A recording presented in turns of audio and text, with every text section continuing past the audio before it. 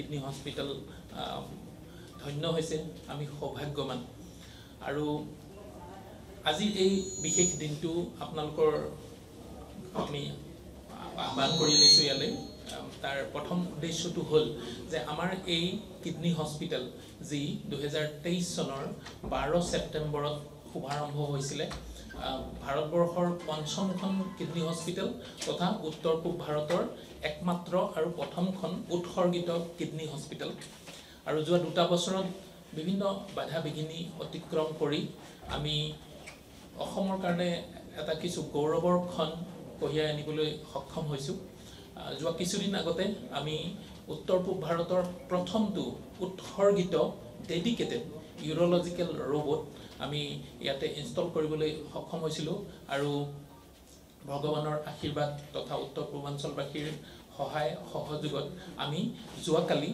দুটাকে জটিল অস্ত্ৰোপচাৰ এটা প্ৰস্টেট গ্ৰন্থিৰ কৰ্কট ৰোগৰ অস্ত্ৰোপচাৰ আৰু এটা কিডনি বিকল হোৱা কিডনিটো বাহিৰ কৰাৰ কাৰণে কৰা বিশেষ জটিল অস্ত্ৰোপচাৰ এই দুটা অস্ত্ৰোপচাৰ ৰবটিক সাৰ্জাৰীৰ দ্বাৰা সুকলমে সম্পন্ন হৈ গৈছে গতিকে এটা নতুন যুগৰ আৰম্ভণি হৈছে বুলি আমি আশা কৰিছোঁ আৰু আপোনালোকৰ সকলোৰে সহায় সহযোগৰ দ্বাৰা আমাৰ যি উদ্দেশ্যটো হ'ল যে IUKD ভাৰতবৰ্ষৰ ভিতৰত একমাত্ৰ তথা পৃথিৱীৰ ভিতৰত আটাইতকৈ আগবঢ়া 10খন কিডনি হস্পিটেলৰ ভিতৰত স্থাপন কৰাৰ উদ্দেশ্যেৰে যি এই অনুষ্ঠানটো আমি আৰম্ভ কৰিছিলোঁ আজি মোৰ লগত মোৰ সহকৰ্মী আমি 5জনকে আমি ফুল টাইম ইউৰোলজিষ্ট ইয়াতে আছোঁ আৰু সকলোৱে বেলেগ বেলেগ ক্ষেত্ৰত নিজৰ পাৰদৰ্শিতা দেখাইছে ভাৰতবৰ্ষৰ বিভিন্ন ঠাইলৈ আমি আমন্ত্ৰিত হৈছোঁ আমাৰ কৌশল আৰু অস্ত্ৰোপচাৰৰ কৌশল ডেমনষ্ট্ৰেট কৰিবৰ কাৰণে গতিকে আজি যি এই উৎসৰ্গিত ৰবটিক সাৰ্জাৰী সেৱা আমাৰ কিডনি হস্পিটেলত শুভাৰম্ভ হৈছে মই আশা কৰিম যে আমাৰ অসম তথা উত্তৰ পূৰ্বাঞ্চলৰ যিসকল ৰোগী জটিল অস্ত্ৰোপচাৰৰ কাৰণে অসম তথা ভাৰতবৰ্ষৰ বিভিন্ন ঠাইলৈ গৈ অসমৰ বাহিৰলৈ গৈ তেওঁলোকে এই যি চিকিৎসা ল'ব লগা হৈছিলে বা তাৰ কাৰণে তেওঁলোক বহুত দিন তাত গৈ থাকিব লগা হৈছিলে আৰু যেহেতু ৰবটিক যি টেকনলজি সেই টেকনলজিটো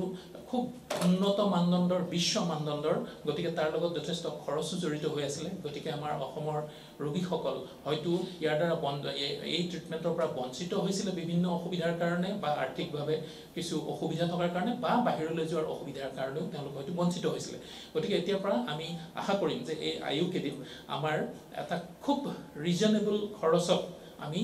প্ৰথমতে আমি এটা পণ লৈছোঁ যে অসমৰ বাহিৰত ডাঙৰ যিবিলাক কৰ্পৰেট হস্পিটেল য'ত ৰবটিক সাৰ্জাৰী সেৱা আছে তাত যি ধৰণৰ খৰচত এই অস্ত্ৰোপচাৰটো সম্পন্ন হৈছিলে তাতকৈ ঠিক আধা খৰচত আমি কৰিবলৈ আমি মনস্থ কৰিছিলোঁ আমি এটা পণ লৈছিলোঁ আৰু যোৱাকালি ঠিক তেনেদৰেই আমি সম্পূৰ্ণ অসমৰ বাহিৰত হোৱা খৰচৰ আধা খৰচত আমি দুটাকে জটিল অস্ত্ৰোপচাৰ কৰিবলৈ সক্ষম হ'লোঁ গতিকে আমি আপোনালোকৰ আশীৰ্বাদ ভগৱানৰ আশীৰ্বাদ লৈ আমি আগবাঢ়ি যাবলৈ আমি বিচাৰিছোঁ আৰু তাৰ কাৰণে আজি আমি আপোনালোকক ইয়ালৈ আহ্বান কৰি এই বিশেষ প্ৰেছ মিটখনৰ আমি আনুষ্ঠানিকতা সম্পন্ন কৰিবলৈ ওলাইছোঁ গতিকে মই আপোনালোকৰ যিকোনো ধৰণৰ প্ৰশ্ন বা কেইবাখনো আগশাৰীৰ বাতৰি কাকততো আমি প্ৰবন্ধ লিখিছোঁ যে ৰবটিক সাৰ্জাৰীত ৰবটে নহয় সাৰ্জনেই অপাৰেশ্যন কৰে কিন্তু ৰবটিক আৰ্মছ থাকে হাতৰ দৰেই সেই আৰ্মছটোত আমি মেচিনবিলাক লগাই দিওঁ আৰু খুব নিখুঁতভাৱে কোৱা হয় যে ৰবটৰ যি এফিচিয়েঞ্চি আৰু যি কাৰিকৰী কুশলতা সেইটো আমাৰ মানুহৰ যি আটাইতকৈ বেছি কুটকৌশলী সাৰ্জনতকৈও যথেষ্ট গুণ বেছি আৰু তাৰ যি নিখুঁততা সেইটো কেতিয়াও আমাৰ হিউমেন লিমিটেশ্যনৰ বহুত ওপৰত গতিকে খুব জটিল অস্ত্ৰোপচাৰটো খুব নিখুঁতভাৱে আৰু খুব সহজে আৰু অত্যধিক ৰক্তক্ষৰণ নোহোৱাকৈ কম সময়ৰ ভিতৰত এই বিশেষ সাৰ্জাৰীটো ৰবটৰ দ্বাৰা সম্পন্ন কৰা সম্ভৱ হ'ব পাৰে নমস্কাৰ